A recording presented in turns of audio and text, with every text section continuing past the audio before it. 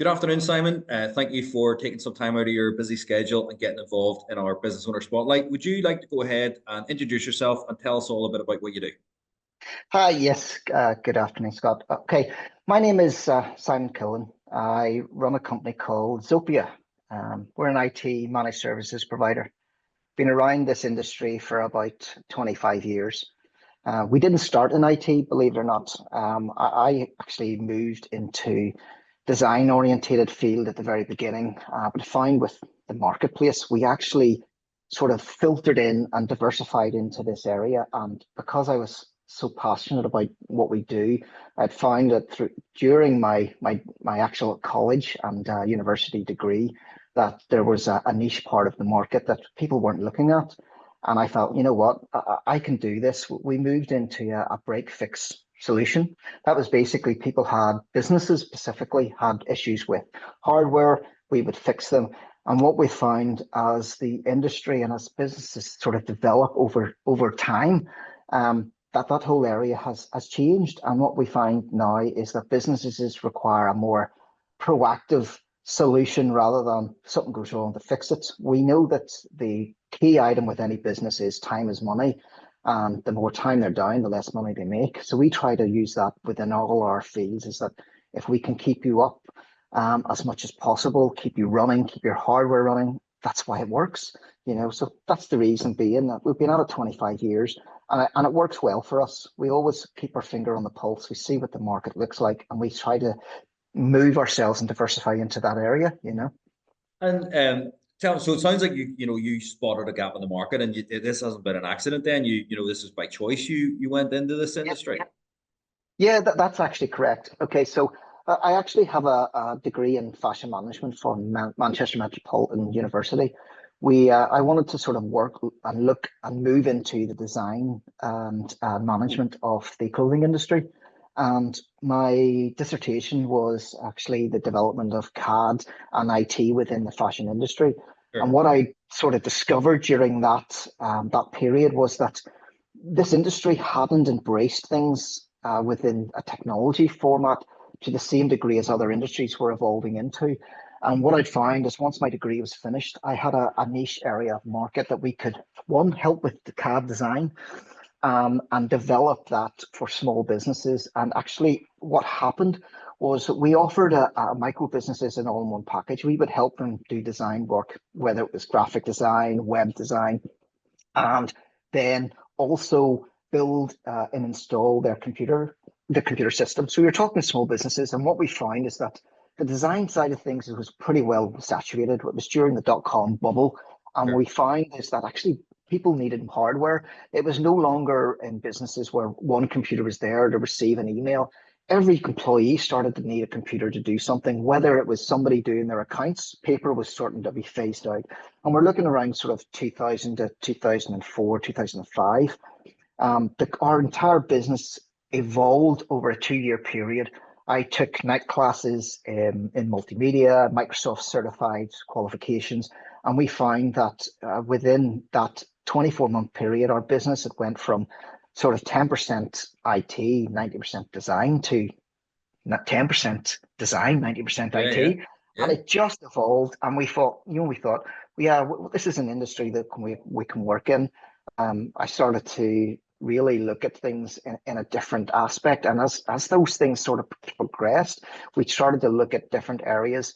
And as that, the whole industry at that stage, cybersecurity, for example, wasn't there. Sure. It was kind of like people had a password and their password was literally just password 1, 2, 3. And back then, there wasn't this whole connected world as we have and see now. So we started to sort of provide support based upon preemptive measures rather than if it breaks, fix it. So that's it. So it's obviously changed a lot in the last 25 years. What is micro business, is that still your target market, or who you most like to speak to, or who would be your ideal client? Well, our ideal client is based in the micro size business, but we Sure. also have to look at how we define a micro business. Yeah. We know that small to medium sized business, and the real definition of that is, 100 users is really Yeah. a small business. Yeah. But Yeah. within Northern Ireland, we have to understand that the makeup of Northern Ireland is quite small. We're built up with small and micro sized businesses. So anything from 5 users to 30, 40 users is actually our niche area. Sure. We have worked with so many different industries, and that's what gives us advantages. For example, we deal with leisure companies like golf clubs. We Yeah. moved into a marketplace that is an extremely niche market, but we were able to support the golf clubs, and we have quite a few under our belt, some famous ones and some with famous golfers in them. Yeah. We also deal with accountants, we deal with solicitors, which then we know that they have to deal with security of information. So we have to advise them Yes. and help them understand that, and understanding that a lot of solicitors have been in this area for a long time and don't actually take on board that how important their stuff are. Yeah. So Yeah. we build ourselves on those small areas of practice, and even charities. We deal with charities too and advise them on how much what they can get out of their free support from the big corporate businesses. Yes. We know that Microsoft allows for good discounts and good, Sure. Yeah. for charities. It's actually really, really good for them. So are you kind of like all your clients, are you their sort of IT department? Because they're not big enough to have their own? That's correct. We have to look at how the businesses work. We know that every person within a business now has a computer, and we know that every business can't afford their own IT department. You consider that an IT manager or even a technician for a small business, their starting wage is going to be 30 to 40,000 pounds. Yeah. Most small businesses can't afford that, and they wouldn't need to. And even larger businesses are seeing the benefit of actually sourcing their IT services externally because Yeah. they can get much better value for money, get the service that they need on a really good SLA and service level agreement with a really good response, but they're not paying the cost of a full-time Yeah. employee. Yeah. No, that makes sense. And again, you can tell your passion for it, and obviously you're a forefront of it. You're an expert in it. So they're getting like, expert level help and support, but just when they need it, instead of having to pay somebody 40 grand a year just to be there on calls. Isn't that right? That's correct. Yeah.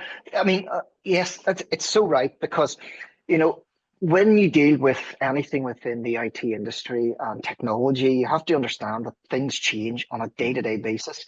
We find, and I have a really good ethos in this, any day that you learn something new is a good day because with IT, we know that students go to college, and as soon as they're finished their college degree or their college course, they come into the industry, everything they've learned is actually out of date.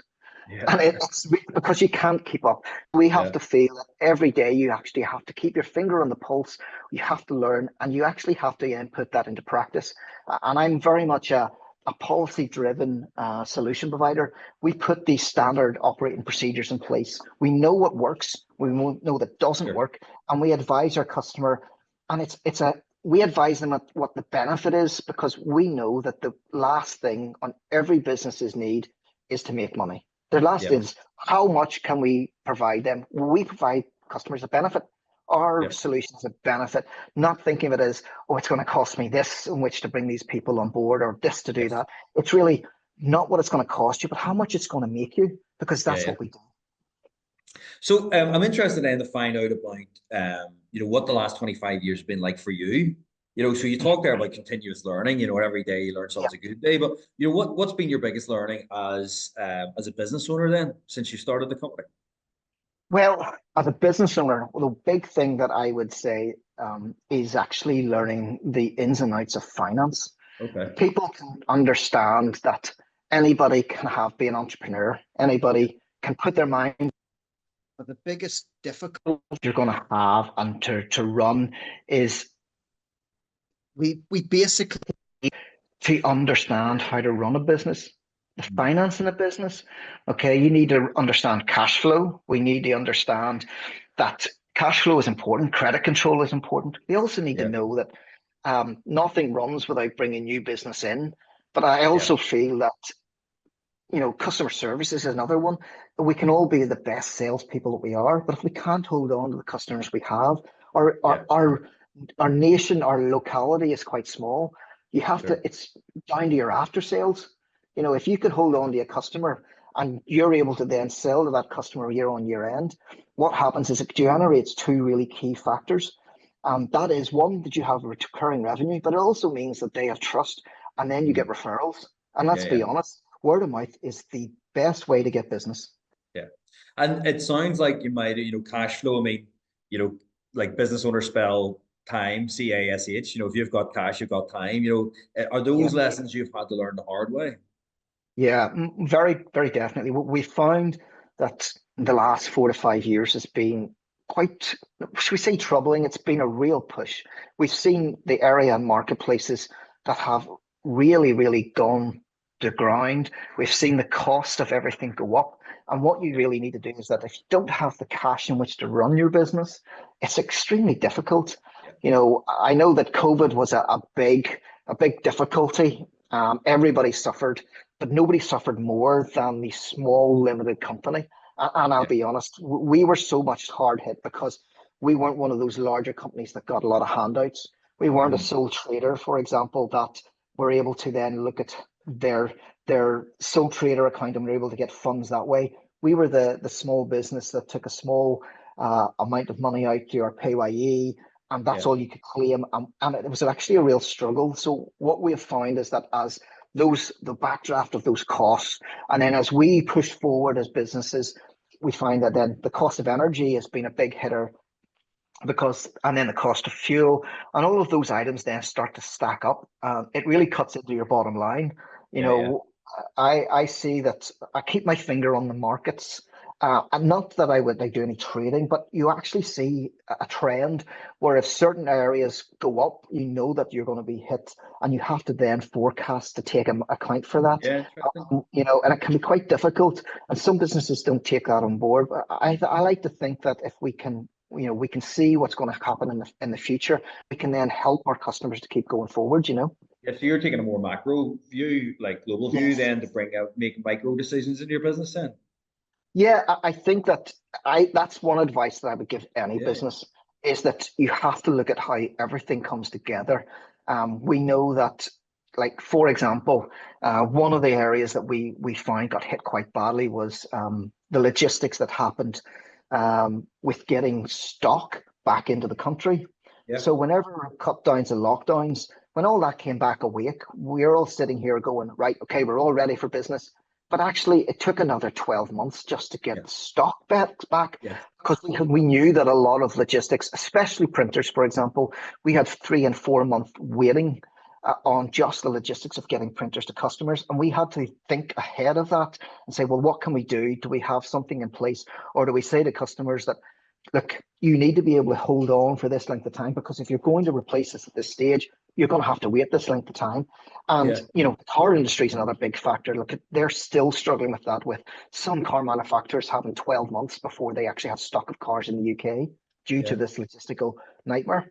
Yeah, but again, as you say, if you can see it coming down the track, you can deal with it better.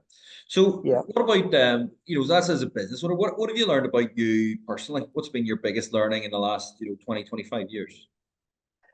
Biggest learning is actually how to deal with stress. Okay. Believe it Yeah. or not, All um, right. I do believe it. Uh, small business owners do get a bit of a hard stick. A lot of people that think business owners, they make a lot of money because they run a business, but that's not true. We have so many different things, and what I find is dealing with stress. And the only advice I would give anybody with dealing with stress is that you need to have downtime. You need to be able to stop the work and do something that you like. Yeah. One of the items that I took up about 10 years ago is I took on Taekwondo. Okay. Just in my sort of late 30s, I decided, like, my kids were growing up. My oldest boy was about 7 at the time. Says, you know what we'll do is we'll go and get him in to do a family Taekwondo class, and that started it. He Yeah. lasted about 3 or 4 years and left. My oldest daughter did it for about 5, 6 years. She went to university. Now she doesn't really do it. My other kids, I have 4 children, so I have a Yeah. lot of kids. Yeah. Yeah. But I still do it. I'm now a second degree black belt in Brilliant. Taekwondo. Wow. And it is one of the greatest things ever, because it's like anyone, exercise is great. It's a great endorphin. Yeah, yeah, But dealing with stress, you need to be able to have that time to stop. You need to be able to say, right, I need family time. We yeah, need to do that. You also need time yourself. You need your yeah, time away from everybody in which you can just sit down, decompress, deal with it, don't think about other things. And the best advice I could give anybody in any type of business is that you need that time to stop, but you yeah, also need to have something to do. It's yeah, not a matter of dwelling items. yeah. Otherwise, you'll just. I mean, you could work 24 hours a day if you wanted to. So if you don't have something else to do, yeah. And what about like it's clear talking to you that you are comfortable talking about yourself as a business owner. But what Yeah. when did that happen? Like was it 5 years in? Because a lot of people I think struggle with that sort of identity of they do the thing they do, but they can't really make the leap to being they own a business. Believe it or not, that time started when I got my first employee. Okay. Okay. Because when you start a business and it's just yourself, you're Yeah. just a sole trader, single person, you're not, I don't feel that you're quite a business.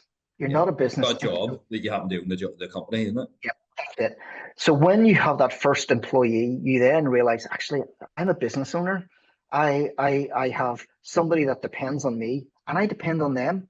I Yeah. require them to do the job that they have. I have to then set the procedures, set a good example, set up good training. And I think that that comes quite early. Like I ran my business as a single person only for a couple of years. Mm. And I find that once you hit that 3 year mark and you get yourself established and you actually, people get to know your name, Yeah. that you actually start to feel, yes, the business is here. So, Yeah. when I differentiate between myself and the business, I am an employee of the business, but Yeah. it's not just me. There's a group of people, there's a couple of us that do this. And over the years, employees have come and gone. We have provided them service, and it's always that same factor is that if you go and give somebody a good reference, and absolutely no problem, is that the first thing that they say is, yeah, I'm the MD of the company, but this is the company, and Yeah. understanding that that's a business, you know what I Yeah. mean? And Yeah. No, people it's a know, really important mindset shift, isn't it? yeah, and it's actually it's nearly invigorating because then you get down and you're thinking, okay, I sit here and go, yeah, this is the company. And when I say, and somebody asks me now, well, what do you do? He says, I run a company called Xzopia. I am an employee Yeah. of said company. I pay my PAYE Okay. taxes, I pay my pension. I'm part of this company, and it's But not you're part just of me. something bigger then, aren't you? Yes, you are, and making that definition is important. It's also important for self-image and the image of the business. Yeah. And Everybody probably what you wants were to talking be about, successful. taking time away as well. You're not the business. Yeah, The business is there without you. that's exactly it. And getting to that area where you can say, right, okay, I can take a week off to go on holiday, and you Mm. know that you'll fret about it. You'll always have your phone, but you know that the Sure. business is still going to run. It's not going to fall over. Yeah. That nobody is going to, the place isn't going to burn down, as they say. And I think that that's important, and that's the definition. That the minute that you can turn around and say within your business that I can go and take a week off, you know that it's a business and no longer Yeah. just you. Yeah. And have you had any favorite quotes or sayings that you've leaned on over the years that have helped you? Yes, believe it or not, I have. And whenever I started my degree, I looked at this, and I actually did A levels in art history. And I always was fascinated by old Renaissance painters and stuff. And one day I'd heard this quote, I don't want to reinvent the wheel. And I Mm. thought, what, that's so profound because we're in an industry. There's thousands upon thousands of people in Northern Ireland alone. We don't want to reinvent what we do, but what we want to do is we want to make it run smoother. And the Yeah. best way to do that is you've got a nice smooth wheel, you've got good strong cogs that keep it up, and bang, we're here to provide a service for you. And that's Yeah. where I always say, I don't want to reinvent the wheel. I want to just make it better for you, make it Yeah. smoother, help you get along from point A to point B.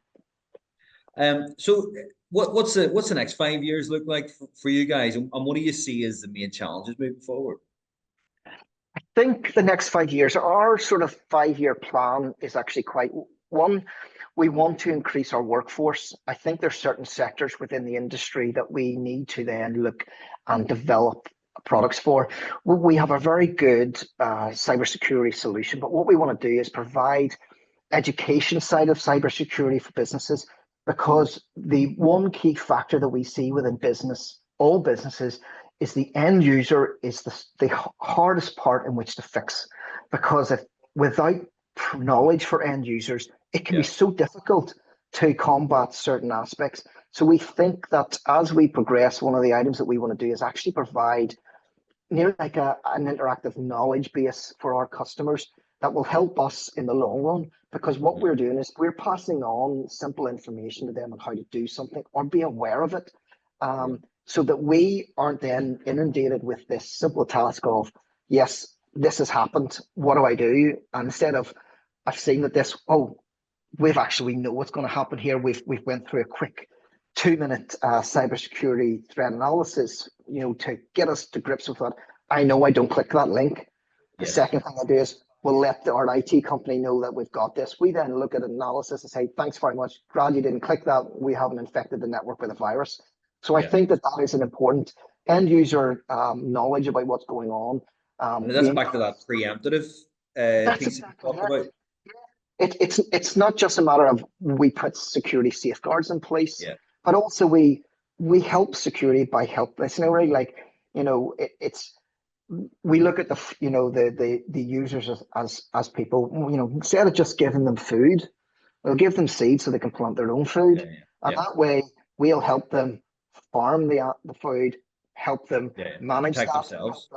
That's exactly it. And it's as technology gets more and more, we see that, we find that we're no longer just stuck on a laptop or a PC. Now we have devices that are connected everywhere, whether it's your fridge, for example. So IoT, Internet of Things, technology, smart devices, phones, tablets, everything that goes along. All of those things require some sort of knowledge, whether it's at home or at work. And I think that as we provide the services going forward, I think that we need to be aware that we can provide not just the technical side of things. In a plain speaking, sort of layman's terms, understand, okay, we'll give you this education of how the things go. We'll provide the security and hardware that how it's supposed to go. And that way they have that peace of mind. It also means that when somebody talks to them or says something, they're going to simply say, oh, I actually know about it. That if I don't know, I know somebody that's going to tell me how to understand it in plain speaking, Awesome. It sounds like an exciting time, and you're going to be right at the forefront of that, of course. So I always like to finish on this. If you could go back and speak to an 18-year-old Simon, what piece of advice would you give him? I would give them this one piece of advice. Enjoy your youth. Okay, you're 18, enjoy it, but also start saving young.